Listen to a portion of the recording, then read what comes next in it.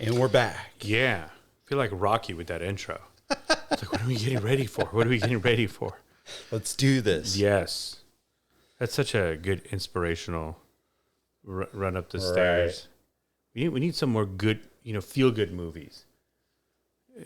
They remake everything as if like all the creativity's gone. Everything. They're bringing this back. We gotta start over. Faster times at Ridgemont High. Or is it higher times? Oh, you're right. I was on one of, I don't even know. They're all streaming, but it was one of those. It was like a remake, not a remake. Everything's like 25 years later. Right. It was Bill and Ted. You know Bill and Ted? Yeah. It was cringy then. It was cringier as 50-year-old men. It's one thing to have Keanu be Matrix, right? Right. And then he was like, totally do it. I'm like, oh my God, don't do this.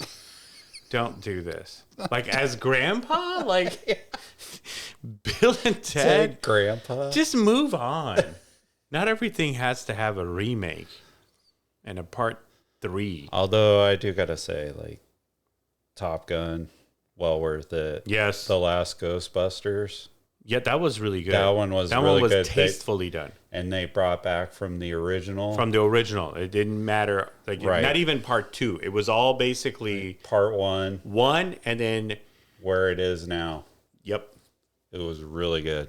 The only CGI they did on that is how they worked in Egon. Right. But that's about it. But it was really for him. There are certain ones that like people wished. Like, let's say, like, Ferris Bueller's. It's like, there's as much as people wanted a part 2, there was never going to be a part 2. They could have done it. Nowadays, I bet you they would. He was finishing high school. He did it. Right. But now, like, they'll be like, oh, there's going to be, like, a part 2, like, in 2 years. They've already actually done it. So, yeah, I think now they just already plan on having everything as a franchise. But, yeah, that's good. Well, it's just like Top Gun. There was areas where you can sit there and go, okay, this is a little far-fetched, but it compared to like the last, and by all means, I love Fast and Furious. Like when they come out, I'm there. But like the last one, it's like, okay, this car is going over a ravine because it got hooked on a cable by the wheel and it got flung across the ravine. I was like, yeah, that's probably not like that wheel would have been ripped off halfway through. Well, I mean, some of these movies are, there was like in the 70s, like when you look at like original Star Wars, how they did the cinematography or like, stop motion animation or whatever, all the models. Now that they have CGI, I mean, it's only like limited by like whatever you can make in digital. Right. Because a lot of even the stunts, it's not like they're actually hanging off a ravine and stuff. It's all done in a warehouse. Right. I mean, there is a car hung on a cable, but they'll just green screen it and then make it look like it's hanging. Well, yeah, not that cliffhanger wasn't like real, but there was like more of an element of realism. Now they make like a skyscraper that's like 600 stories high, and then they're like clinging on the outside. Like that's not. And they're driving a car through they'll drive the Ferrari from one to the other. That's not going to happen. Just I don't know. Like I was in the moment. With let's say, what am I looking at? Just blanked. When Yippee-ki-yay. Die Hard. Die Hard. You're in it. You feel the intensity and all that. It doesn't need CGI. No. You build intensity with the camera angles. You're in the duct work. Right. I mean, there's so much that could be done. I think they rely too much on high-end graphics. Right. And just they tickle your visuals. They're just like, oh, I'll cool. still go. Yeah. I still enjoy it, but I missed it when the movies were out and it was just like straight to home viewing. It's just like there's a whole experience for the movie theater, especially like Top Gun. Yeah, that needs to be in XD. Yes, for sure. That's 3 in a row. I'm tired of it. I brought it back. It's been brought. Yeah. So, I know we talked about this on the last episode, and it's been kind of on my mind because it's still the same day. But we talked about other things that can kill, right? And specifically, I wanted to see if we can just maybe have like a little dog and scoot conversation around alcohol, because there are countries that, based on either mostly religious preferences, that alcohol consumption is not legal. Even in this country, there's an age. There's like a minimum age, 21, right? Right. And then obviously there's times, like certain times in a day where it's not. Then you have counties like the blue Dry laws and dry counties, and right. there's, beer and wine, but not liquor. So it's like we definitely have a lot of like regulation, how much is allowed before you're considered the BAC, the blood alcohol content. Right. Clearly there's like something. This is not like, oh, it's free to drink alcohol. No, you can't make moonshine. You can't do it yourself. It's got to be regulated. Who can sell it, the liquor license, and then even during shutdown, they were talking about like what classifies a company, a restaurant as a restaurant versus a bar. And why, as a society, so this is my question. Why, as a society, we have so many dang regulations around alcohol, and it's not good for you medically at the level that, and yet it's the most socially acceptable. It's like you go to the movies. Well, not the movies. Skip that one. You can now, but I mean, just like you go to like it's like people are like, hey, let's go out tomorrow. You know what that means? Let's go drink somewhere. Let's go to the ball game. $19 beers. Let's go. Right. I mean, everything is centered around like a wedding. Just everything is about, I don't know, bowling, even golf. Like the beer cart comes around. So it's not even about the exercise. It's really about because people that don't drink by choice or because they couldn't handle it, rehab, whatever, right? It's like I knew a guy who was just like, I said, hey, we're going to go to like Dave & Buster's afterwards. And he's like, oh, I can't go. If I have one beer, I'll have like 30 beers this weekend. I'm like, okay, well, don't go.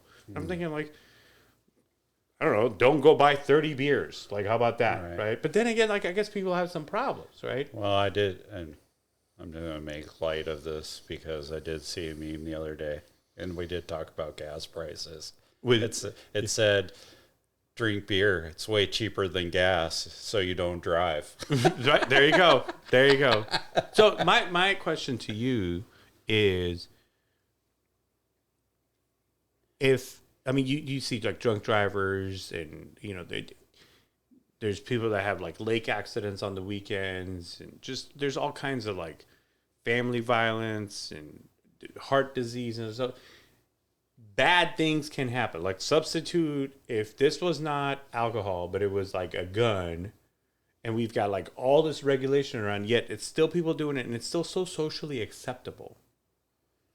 Why is it that this is so socially acceptable, or the lack thereof? Like, if somebody's like, oh, I don't drink, that's looked at negatively.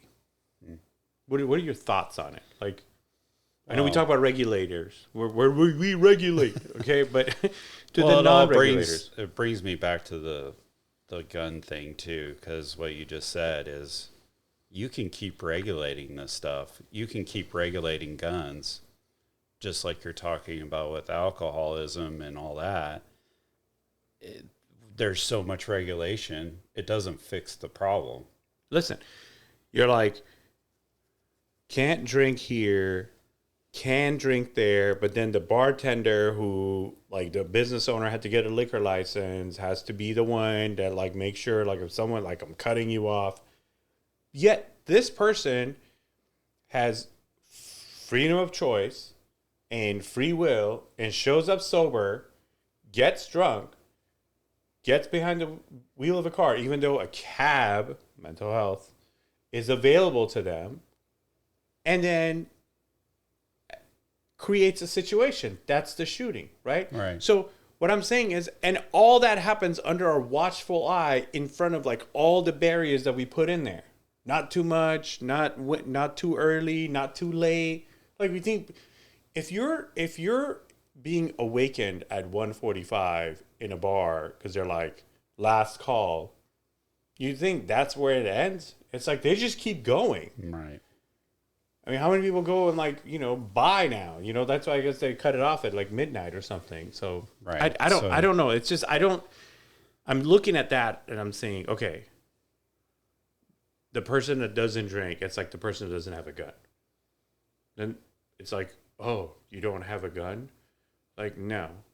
It's like, okay, well, it's like, oh, like I don't drink. That's fine. Have a lemonade or something. Right. Like we could be social without having alcohol. Right. But at the same time, it's like I was doing a toast with someone with my lemonade, and they're like, "Oh, it had like your glass has to be full, and it has to be like with you can't toast with water." I'm just like, "Yeah, you can. Yeah. Absolutely, can toast with water. Right. Like it doesn't negate what's in your cup, what's in Right. my cup." And I don't know, just I find it okay. So reverse back the clock. Back, so when I was growing up in Iran, no alcohol. It's against the law. There's 0% tolerance. Okay? People still drink. Yeah. That's what I'm saying. No matter if we took it It's like, away, you there's could going to take be it a all away. black. It was black there market. everywhere you went. Right. You sit down at someone's house, they're bringing out the whiskey, and I'm just like, these people are like, Where'd you get that? Oh, I made it in the backyard. no, Like, or they would buy it and bring it. I mean, it's just, it was black market. I mean, it's still going to happen. So you could just go and put all the threats in the world about regulation. And then when I was talking about the trip to Turkey, that was like the first time I actually saw like a store sell beer. It was just like, wow, like it's beer. there's beer right there. You could drink it, and I was like 12, I think. My dad gave me a sip of like his beer. I'm like, this tastes like dirt. It's like, there's nothing enticing about that. I mean, honestly, like next up was college, because it was just like, it took away that curiosity. Right. I'm like, this is terrible. This is what people are like dying to get their hands on. This is like, that's unfinished or went too far. Whatever it is. That's not a milkshake. Yeah, you said something that's quite interesting, and I've read some studies. Now, there's always the excess, but like wine and some beers actually do have a health. Yeah, my plus doctor to it. said, if you have like, and he was like, a glass of wine, right? Right. And he pointed, he's like a glass, like Right. when you get one at the restaurant, Right. Not like a full glass, okay? Not like the bottle. Right. A glass of, and people do it in Italy. I mean, they have it with, not to get drunk. No. They have it as a way to It's like it's digestive. better than aspirin. Yeah. It's digestive. It's digestive. It's antioxidant. Right. It's like acai. I mean, it's the same thing. It's grapes. Right. But So- if you can't handle just having that one like that guy, then by all means. But at some point, as much as I appreciate him not like saying I'll have 30, at some point, like this is that mental health thing that I'm talking about. Like he's got to get to the point where he can be social and not drink. Right. You have to be comfortable with that, because you can't just be like, oh, I can't come out after work. Oh, sure you can.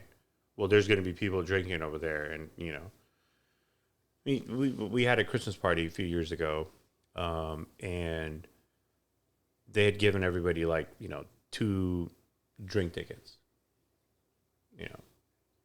So now they had like, you get 2 free ones, but they had a bar that you could pay.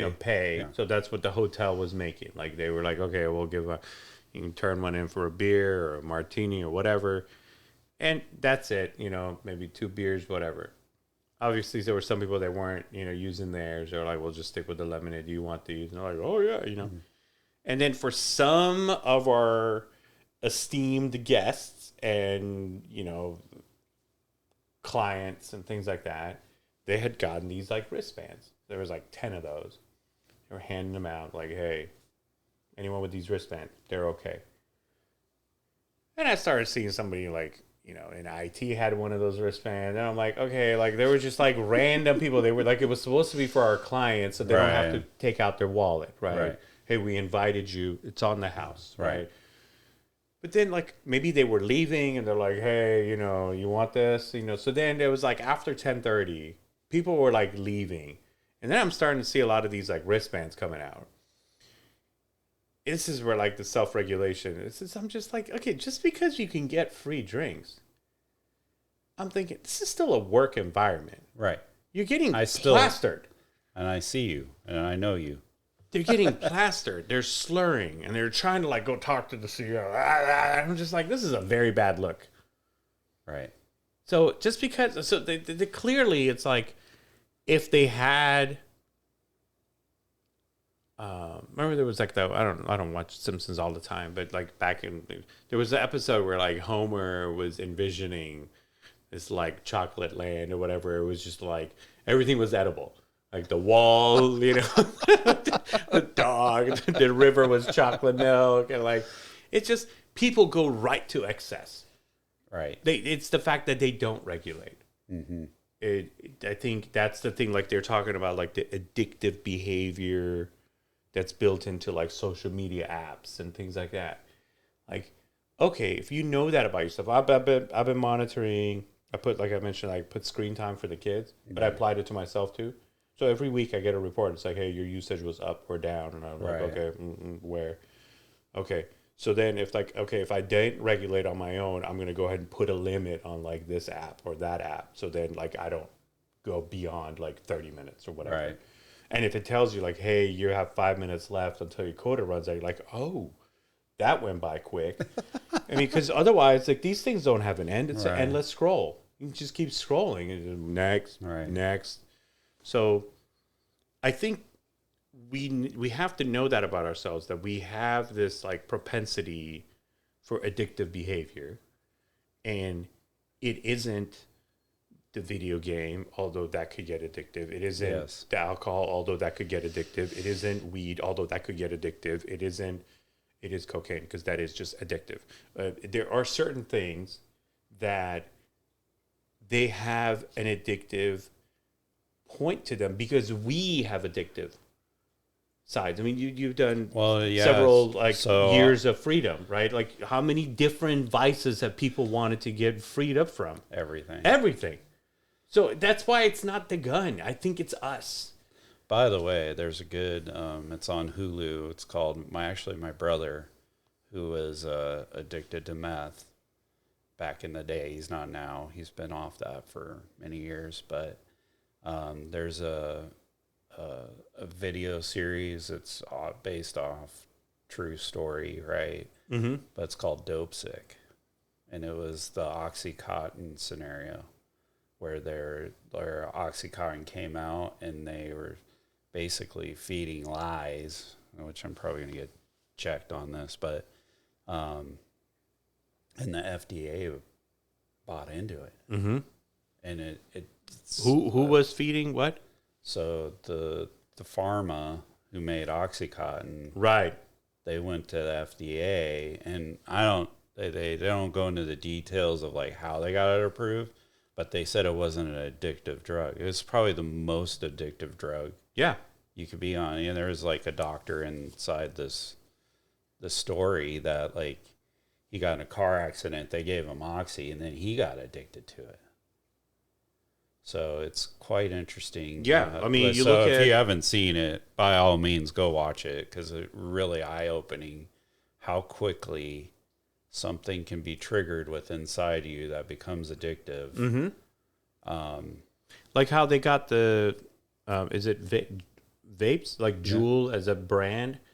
That was not sold, but like proposed as a cigarette alternative. Right. And they got FDA clearance that they're like, hey, there's the gum, there's the patch, and whatever. This is going to be like no smoke, it's vapor, and and it could get people because it still kind of does the motion. Right. We see that we could get people away from cigarettes, but it was cigarette companies, right? Like, why were they? Right. Okay, so they're like, we'll just swap this out with this, That's right? But once they got FDA clearance, they immediately went after kids. They didn't go after the market segment that they initially proposed which was older cigarette smokers that want to get off. Right. This was not sold as a cigarette alternative. It was like a USB cigarette. Right. It's cool. Looks like. Well, so yeah, because that's how they make their money. And then people that got stuck on these all of a sudden started like, now it was the opposite. They went from vapes to cigarettes. It was like we had already skipped 2 generations of like new cigarette users. Because it was just kind of like, I mean, do you know anyone that smokes cigarettes? No. And I mean, since like the late 90s, it hasn't even been cool. I've been in my truck. In the car in front of me, the guy's flicking his ashes out, and I'm just like, and I'm smelling it. And I'm like, yeah, because it still comes in unless you like switch it to like recycle air or whatever. Right. But that's the outside air that you're cooling. We went in through the whole mechanisms of air conditioning on the last episode. So if you somehow just skipped it, you can go back and get all your fix. All we gotta say is get your maintenance. Yeah, get it maintained. That applies to cars too, not just your home AC. But so they got that, and then now today, in the month of June, I think they just ordered Juuls to be removed from all stores. So like, not only to get it revoked, it's actually like they're now just like, hey, these things can't be sold. Well, so they were also like causing fires and stuff too. Yeah, but I mean, this is a product that went beyond its expectation of success to the point of like now, being pulled. Yeah. And a lot of that. But it's like there's so many brands out there. So what are... I know that doesn't apply to vapes. It's just Juul. Right. Juul has to stop. Was that because of the FDA thing or all of it? Yeah.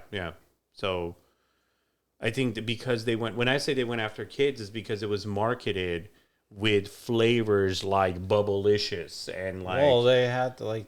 You can't blame them. I mean, it's business. It's business. They're like, you do your market research and like, what do people want? Well, they're gonna go right for the kids because they need to get them, and they need to get the next generation. Yep. Because they already know that like the nicotine in cigarettes and the older people are still going to continue on. So they're like, oh, we got to get the next generation with them. Even though the ploy was to get them off of it. Yep. So we talk about, regulators. This is how I regulate. You're going to say, hey, dog, how you regulate, man? This is how I regulate. If I catch myself, here's a 90s term for you on the Ebonics train. Fiending something, right? Jonesing something. Right. Like, oh, I got to go get that. Can't wait till tomorrow. And it could be like chicken strips, some like specific food item or drink item or whatever the fix is, chips, I mean, there was a point where we were going through bags of Takis around here. Yeah. I was just like, hey, got to chill out on that. Because, Pastor Keith said, like, at some point, it's the cigarette telling you it's ready to be smoked. Right. There is a scientific element of, like, there is a point where, like, your body's like, send more fries. Like, it's the fries calling for more fries. Right. So if you can kind of pass through that cycle, it won't call again. Right. But it's the fact that, like, you think it's your free will, but it's not. You're being, like, chemically induced to do it. Just like how people are like, oh, I was like browsing some stuff. You may not even know that you saw, like, I don't know, 13 Domino's ads. Right. But the next time there's an opportunity for pizza, they're counting on the fact that you're going to order Domino's. Right. So, anyway, like, I try to, like, this is how I regulate, is it's hard because it's like, is it me or is this a manufactured will? Like, do I really want this? And I try to say like, okay, what if I don't do it? What if I don't have it?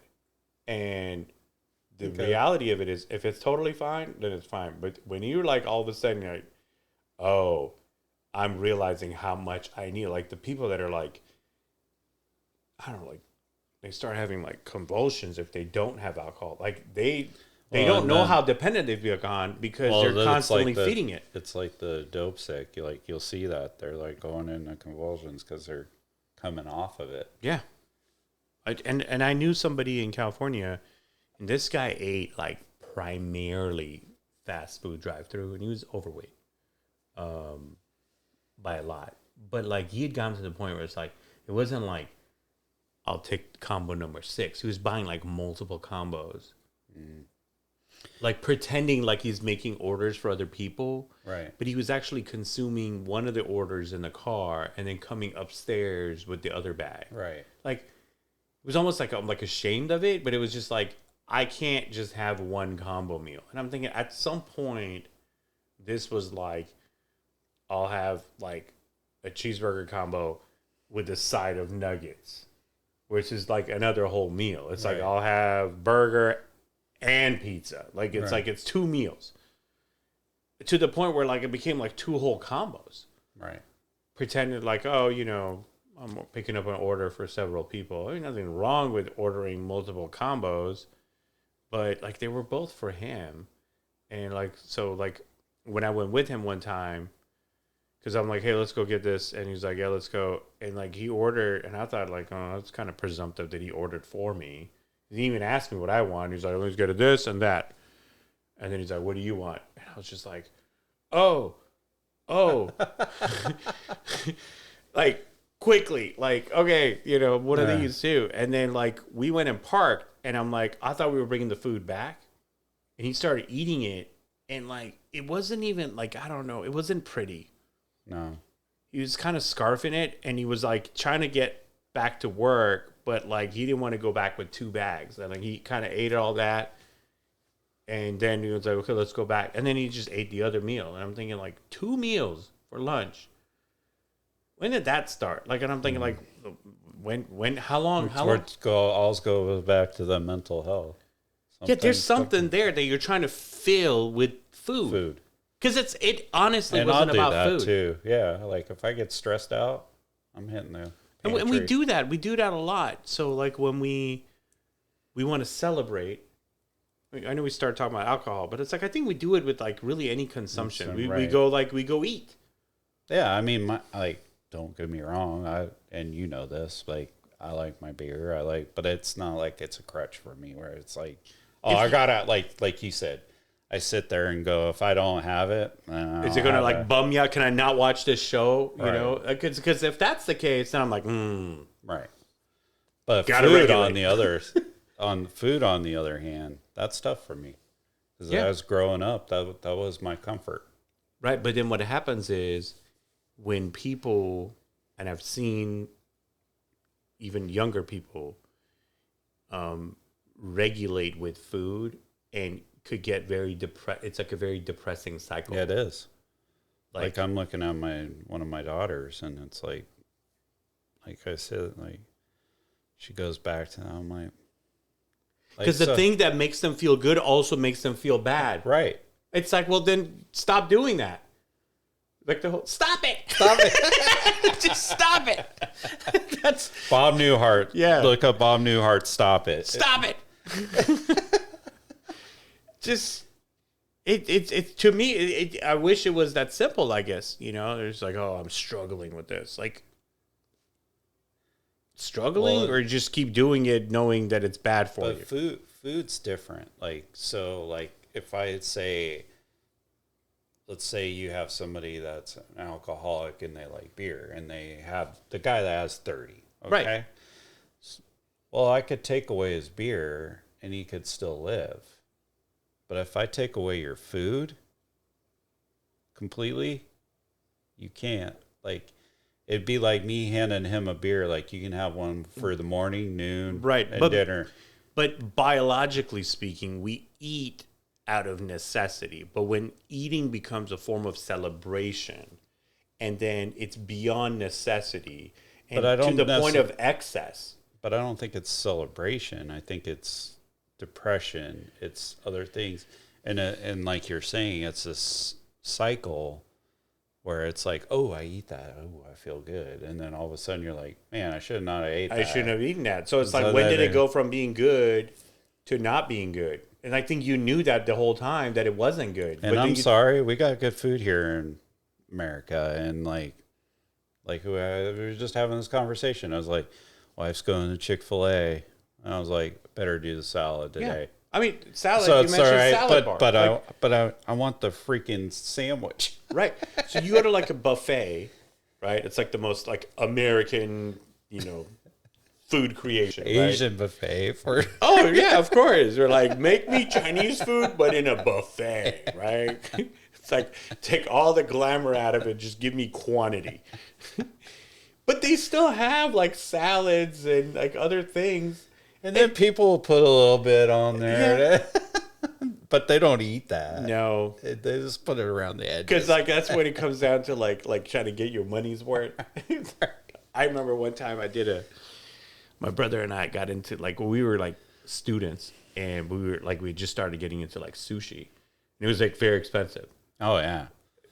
So we're like, that was like $40 buffet. Each. Well, so then we discovered like all you can eat places. And then some of them were like, you shouldn't eat there. Like, it's like, that was bad. It's like flies. Stuff's not fresh. We don't care. Yeah.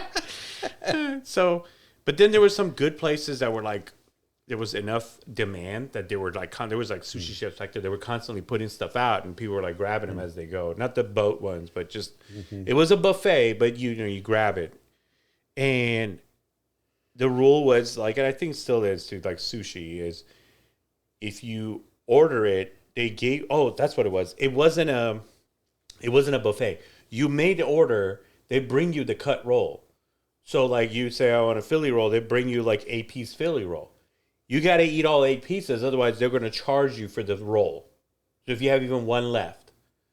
So we had ordered like 5-6 cut rolls, and then we're like, you think you can do more? It's like, yeah. And then did a couple of hand rolls.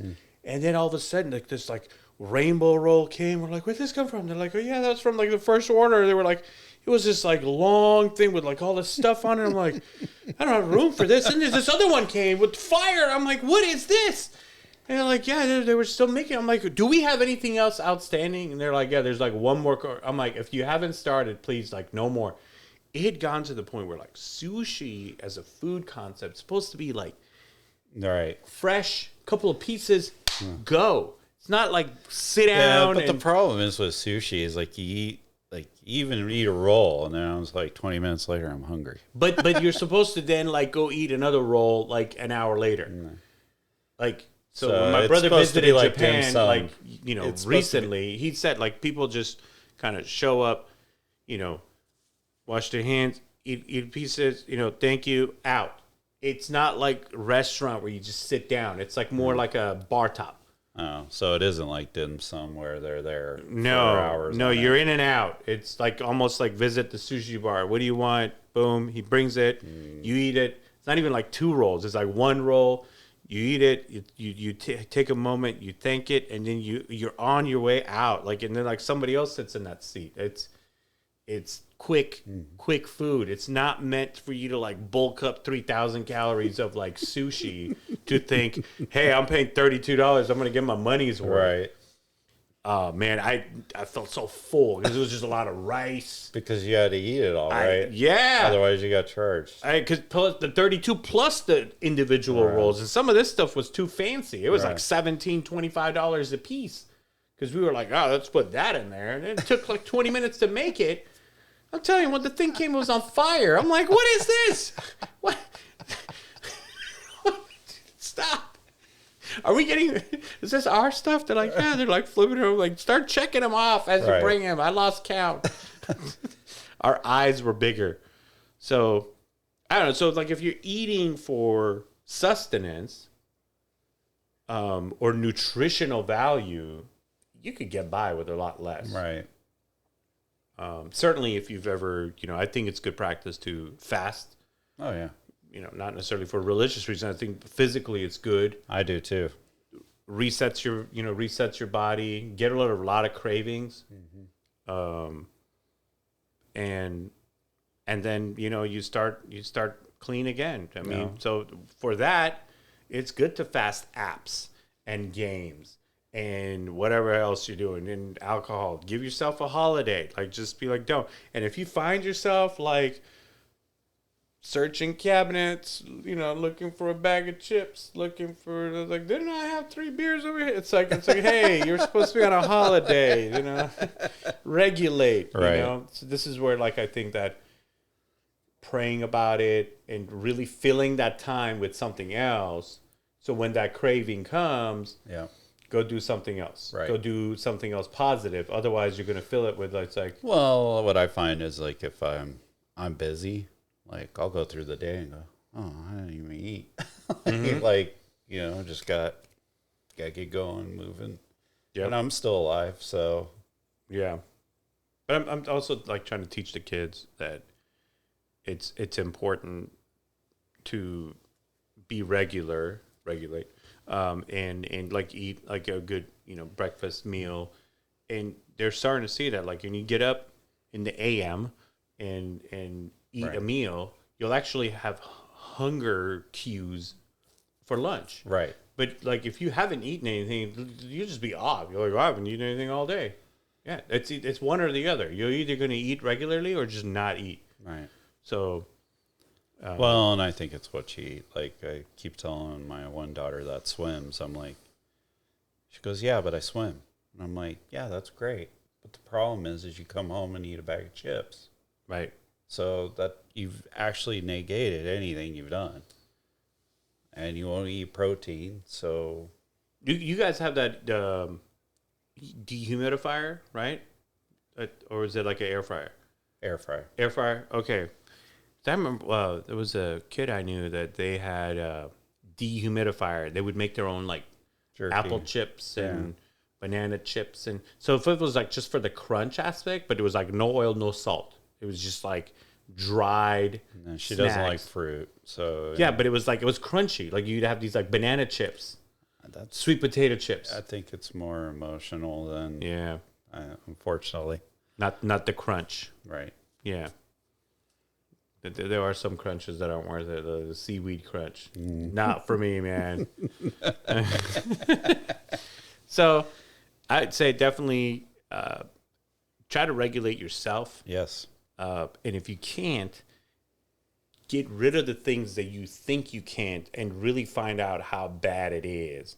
And certainly, if you can't do it on your own, seek help. Yes, and that's key. Like, for anybody that's an alcoholic, like, respect you enough that you aren't going to go out and drink 30 beers, but still, at some point, people need connection. Mm-hmm. So with that means if you're not going to go do that, that's fine, but go get help for that so you can go out and have a lemonade and still have an interaction with people, Absolutely. because that will help your mental health. Yeah. Because, you can be social and have a party and all that stuff. And I mean, we've been to many weddings. Yeah. Just water and lemonade, So, Well, Totally fine. I've had parties at my house that some people just don't drink. And that's Right. okay. it's totally fine. They got soda and whatever. Yep. I mean, some people don't even drink soda, Right. I'm just saying, just regulate yourself. You can't regulate it, get help. But find out how the problem is. Because I think some of that help isn't really like what you're saying. It's not even like the content. It's what you're trying to fill with that. Right. I should be asking my question, like, when I want Chinese food. What Why does to- Chinese food mean to you? Right. What? Because it's certain. Look, there's other things that will fill the hunger, Right. but it somehow satisfies. Like, I know you send me pictures of pho, right? And like for me, it's like a cold weather thing, right? But then you've had like hot summer days. You're like pho again. I'm like, okay, like Normally, when I go get my allergy shots, I'm like, I'm going to go get pho. there you go. So it's become more like routine. Right. But Yep. it's good. It's healthy. It's Yeah, good stuff in there. good stuff. Good broth. Mm-hmm. Yeah. Got to make the like you say, it's even cold weather thing for you. I put a whole lot of sriracha in it. But you got to keep that environment. Yes. So it's fighting off when stuff. I'm doing sushi, it's like there's like one or two pieces that get like a good clump of wasabi in there, and it's like, whoa, that went right to the brain. Everything opens up. It's like, or the wasabi piece, it's just like burn it all out. Yeah. So it's got to be regulated. You can't do that all the time. I'm sure you'll have like huge problems. Yeah. But once in a while, just once in a while is okay. With as anything. As long as you can. Once in a while, cheesecake's okay. Yes. Cheesecake after the end of every once meal, in a while, not okay. Chick-fil-A sandwich and fries is okay. Yeah. But not every time my wife goes there. No. Because they're going to put 3 of them on your way home. You're going to be like, no, okay. You're my favorite. I actually don't like those other ones. That's why I come here. Right. Yeah, that's why we put one here. Peace out. Peace out.